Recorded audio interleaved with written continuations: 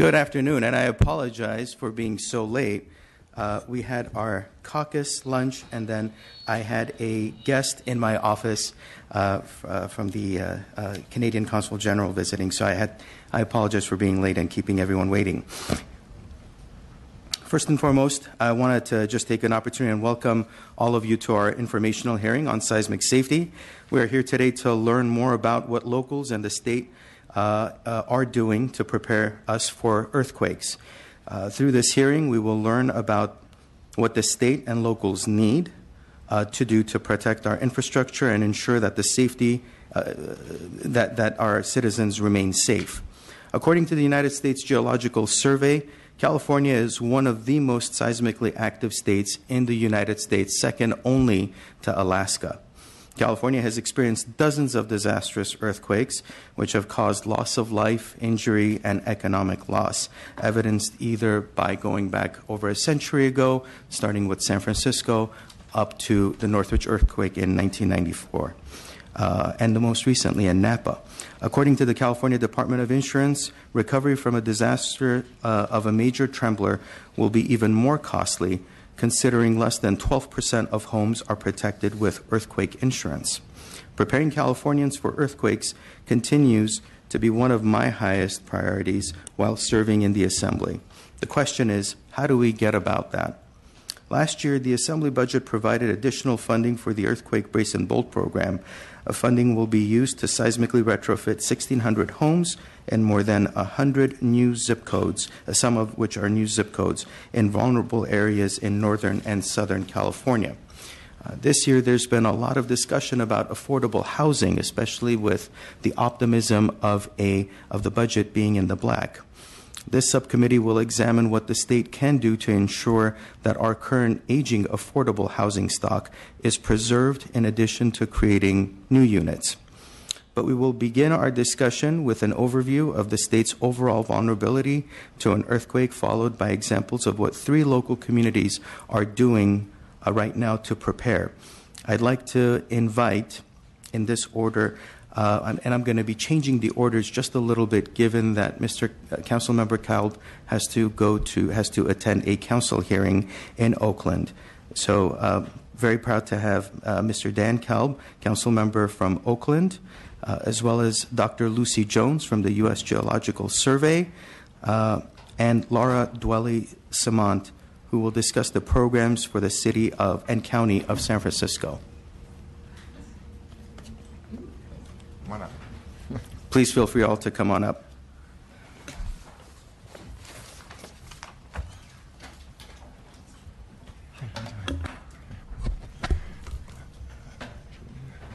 Shall we begin? Yes. Okay. Thank you, Mr. Chair. Chair Nazarian and members of the committee, thank you for being here today, and thank you for inviting me. My name is Dan Kalb. I'm a city council member in the city of Oakland, and I appreciate the opportunity to testify and share some information on this vitally important issue. The issue of seismic safety encompasses public safety, minimizing serious injury and death, housing protection, reducing displacement and protecting our existing housing stock, and community resiliency, promoting post-earthquake recovery. A major earthquake in the East Bay, or other places in the state as well, is not a matter of if, but when. A major earthquake almost anywhere in our state will likely have long-term impacts on housing, particularly rental housing, as well as a community's ability to recover. In today's era of rapidly rising housing prices, renters who become displaced from their red-tagged buildings will find it very difficult to find substitute housing that they can afford. A major earthquake in the Bay Area could be our Katrina if we fail to prepare now.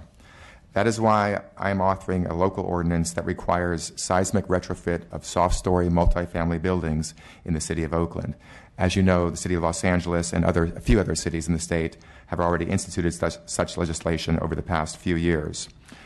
Previously, about 6.5 years ago, Oakland passed a mandatory soft-story seismic screening ordinance to allow us to better identify which and how many of these types of buildings we have in our city. I'd highly recommend that most cities, especially cities with lots of older buildings, take this same action. We have upwards of 2,000 of these buildings in the city of Oakland, totaling nearly 25,000 housing units, including some older condominium buildings. Soft-story buildings exist all over the state. Sacramento, Los Angeles, Oakland, Los Angeles, San Diego, as well as many smaller cities up and down the state, including Garden Grove, Lodi, Redwood City, and many, many more. Many residents of soft-story multifamily buildings are renters of modest means, meaning that if thousands of these buildings become uninhabitable, cities such as Oakland are at risk of increasing the size of our homeless population tenfold or more, as well as losing the rich diversity in our city. Our goal is to reduce displacement and minimize serious injury and deaths due to a possible earthquake. Undertaking this effort to retrofit these buildings can be costly. I think we all know that. While we plan to phase in our program over 6 years, for some property owners, the cost to adequately retrofit could be expensive. These are multifamily buildings, so they are large, and the retrofit costs are large as well. And while some property owners certainly will be able to afford to do this by getting a loan or through other whatever means they have available to them, others, property owners, may be stuck. It's not easy. This is why we are proposing that the state legislature set aside funds in your upcoming state budget that local jurisdictions can apply for to assist in carrying out these fundamentally necessary retrofits in their respective cities or counties. For example, and this is just an example, Oakland could create a financing program that would include a very low interest loan fund that property owners can apply for, limited to those property owners, apartment building owners, who can document that they were otherwise not able to financially carry out the retrofit. They couldn't get loans or what have you. This could also provide money for a zero-interest loan fund for eligible buildings that serve low-income residents and are owned by nonprofit affordable housing developers. It could also include a limited-duration small grant program for low-income tenants who can show that they are unable to handle the rent increase caused by the passing through of some of the retrofit costs onto tenants. And depending on the total amount of funds available and how the program is structured, some of these funds could be used for zero-interest loans to enable local jurisdictions to retrofit public buildings that have not yet been retrofitted, possibly even including some library branches. The exact configuration of a program would be determined through the budget process, and I'm happy to help with that effort. I'm sure there are many other local elected officials and experts who could help as well. Perhaps cities and counties that have a written recovery plan could receive priority consideration for these funds, although that's not necessary. Focusing on soft-story buildings, in my opinion, would probably be the most cost-effective emphasis in terms of spending state dollars. Cities and counties already have the bureaucratic infrastructure in place to implement a financing program. Whichever state agency administers this, HCD, OES, or what have you, they could create guidelines, they would create guidelines for local jurisdictions to be able to apply for and track the use of these funds. But having these funds will help Oakland, Los Angeles, and any other jurisdiction, whether they have a mandatory program or a voluntary program, would help all local jurisdictions better achieve the retrofit of these soft-story buildings that need the assistance. With the number of active faults we have in our state, major earthquakes and earthquake recovery is an issue of clear statewide concern. That's why we're here in the state legislature. I urge you to add funds into the state budget for retrofit purposes with an emphasis on soft-story multifamily buildings. We're either going to pay for this on the front end, which will be the most cost-effective thing to do, or we are all going to pay on the back end after the disaster. And we all know it's not going to be just up to the local community to deal with its own local recovery. We're going to be asking for federal and state dollars as well. So it's best to invest now ahead of time, put money in the front end, get these buildings retrofitted, and if we do that, we'll not only save lives, reduce displacement, and reduce post-recovery costs.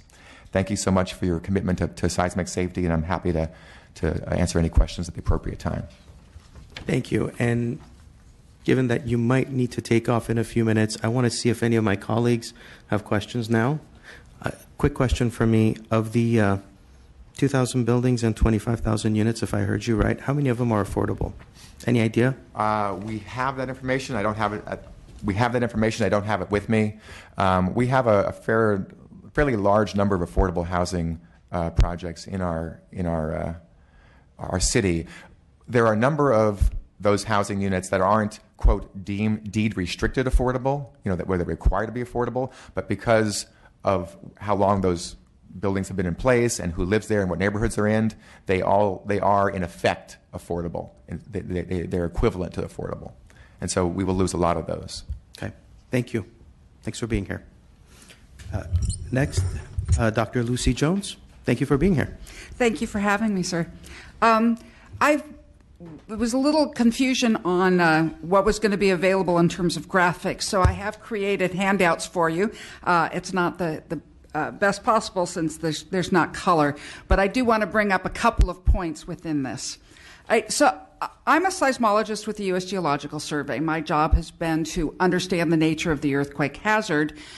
We also have been recently moving more into looking at the broader statement of impacts. It's one thing to say you've got a whatever percentage chance of having an earthquake in whatever number of years we choose to do that in. It's different to say, what does that mean for you? Because it's, we could have earthquakes that don't matter. And so it's really trying to look at what the impacts would be and how it affects our society. I also then had the opportunity to work with the City of Los Angeles. So I spent the year of 2014 as Mayor Garcetti's science advisor for seismic safety and worked with his staff to develop the Resilience by Design program, which is his approach to how to reduce the earthquake risk in the city. So today I want to talk a little bit with both hats. I want to start by saying what our risk is. I think we all know we have it. The first map was just to make the point that, yes, San Francisco and Los Angeles have a higher risk than other parts of the state. Comparing us to any other state outside of Alaska and recently Oklahoma, our risk is, even our safe areas are among the most risky of the country. So you only look good by comparison to Los Angeles. You actually have a pretty significant seismic problem anywhere in the state of California. The second thing is to look at what the impact is, not just on the people who directly experience the earthquake, but on the state.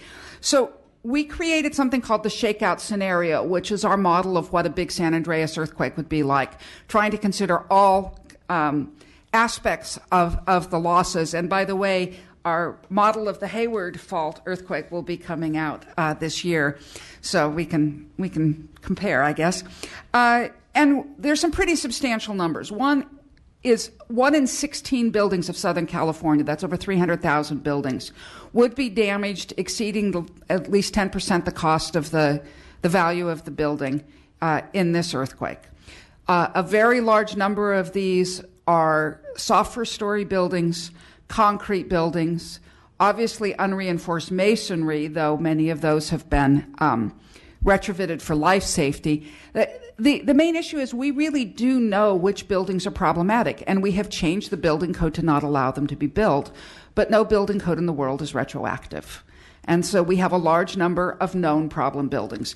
And our estimate is in this one earthquake, we will damage 300,000 of them, and which leads, of course, to 1 in 60 residents of Southern California being without a place to live, to over 250,000 displaced persons, 53,000 injuries as well.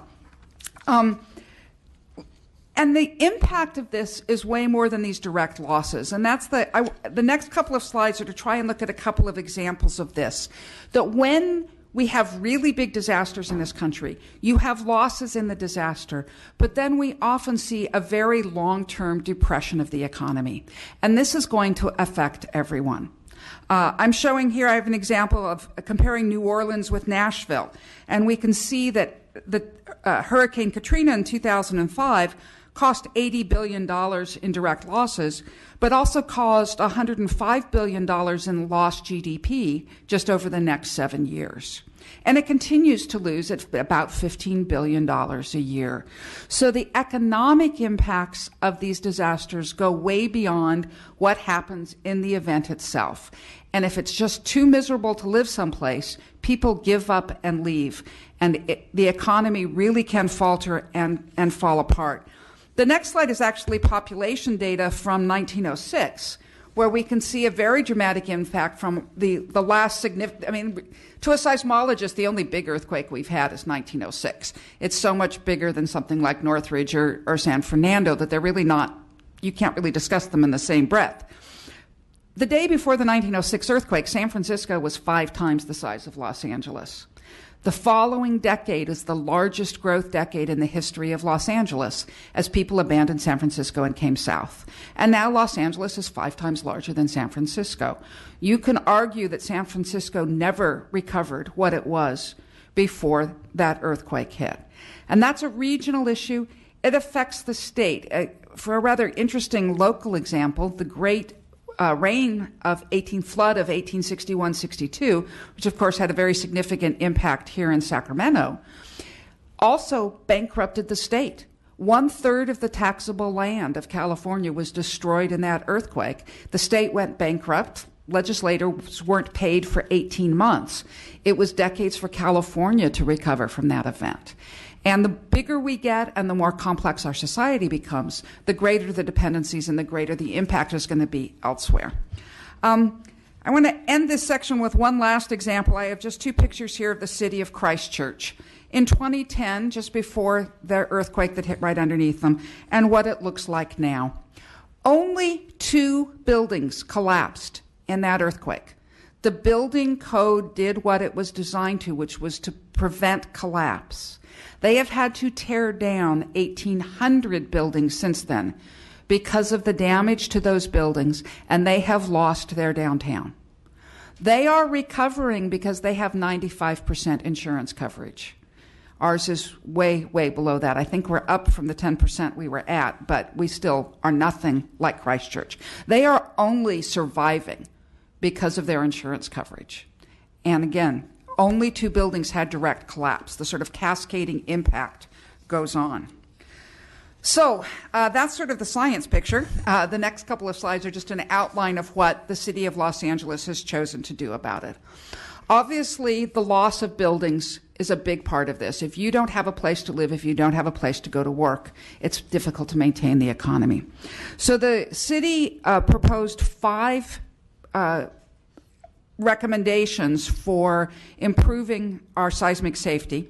All of them that required council action have all passed unanimously.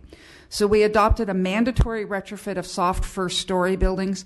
The city of Los Angeles inventory is about 14,000 apartments that fall within that category.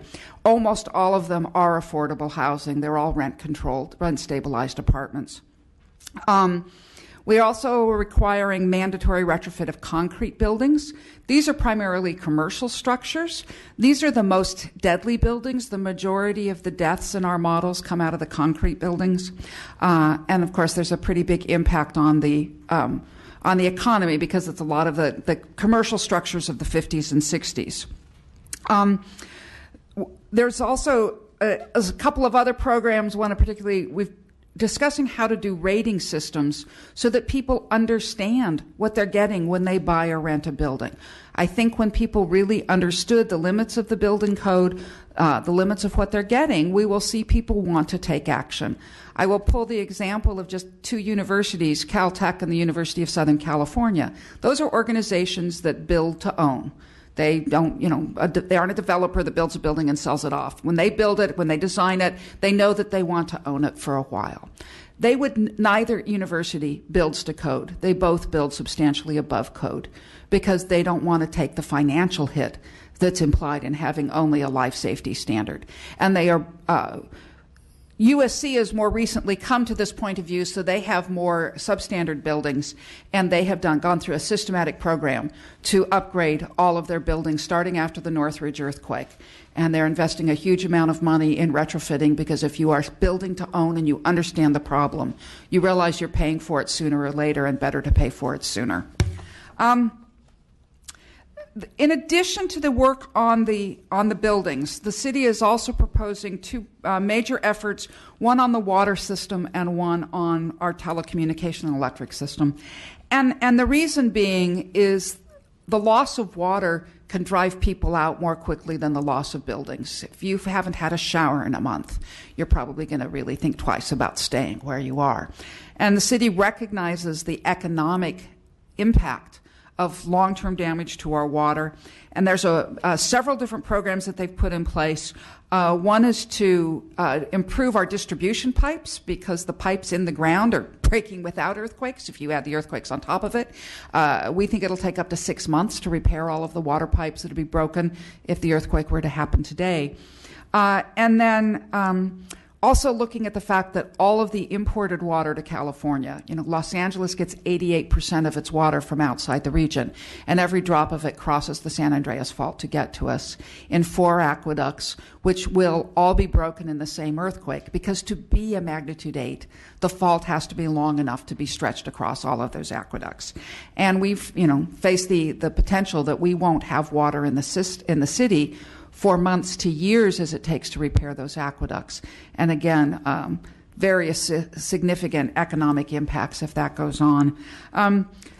Since we're focused mostly more on building issues here, I don't have to spend much more time. The one other place that we're looking at is what can be done about increasing the resilience of our power system. Much of the electricity also has to cross the San Andreas Fault to get to us, and if those lines go down, we have the potential for disrupting the Western North American grid. And then also, in a modern society, we need internet and cell phones. The last time we had a significant earthquake was 3 months before the release of the first internet browser. Northridge happened before there was a commercial internet. We have now moved so many aspects of our economic activity into the internet. The loss of access to the internet could have huge economic impacts. And so part of what the city wanted to do is really look at what the implications of that could be. It could be worse than what we came, once we really looked at it, it didn't feel as bad as it might have. But there are several things that we thought are important to try to do. One of them is to try and deal with the fact that our cell phone towers, like our buildings, are built solely to a life safety standard. And I don't know who's living in cell phone towers, but I think we should be building them to be usable. And in fact, the city has recently passed an ordinance as part of this project. It was passed last May to require all freestanding cell towers to be built to a usability standard of what's called an importance factor of 1.5, built like an emergency services facility, because we're going to need our cell phones after the earthquake, and we can't afford to be losing them. So that's a very quick overview. I'm happy to take any questions whenever you want to do that. Thank you. Why don't we let the questions come in after Ms. Dwelly Samant. Perfect. Thank you. Hi, I'm Laura. I actually go by Laura Samant, which is easier to say. I'm a consultant to the city of San Francisco. I've been working with the city for many years, and I thank all of you for inviting me here to share San Francisco's experience with all of you. In the last decade or two, San Francisco has really been working to reduce its earthquake risk.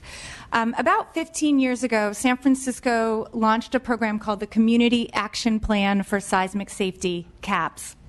Basically, this program did the first step that I think every community needs to do, which is a really in-depth study of what the city's risk actually is, what's likely to happen in an earthquake. Even though we know, as Lucy said, and Dan as well, we pretty much know what the problem buildings are, really understanding where they are and putting numbers on it and the numbers of people who live in them, the types of commerce that happen there, really help not only build community support for action, but just coalesce what kinds of solutions really make sense for the community.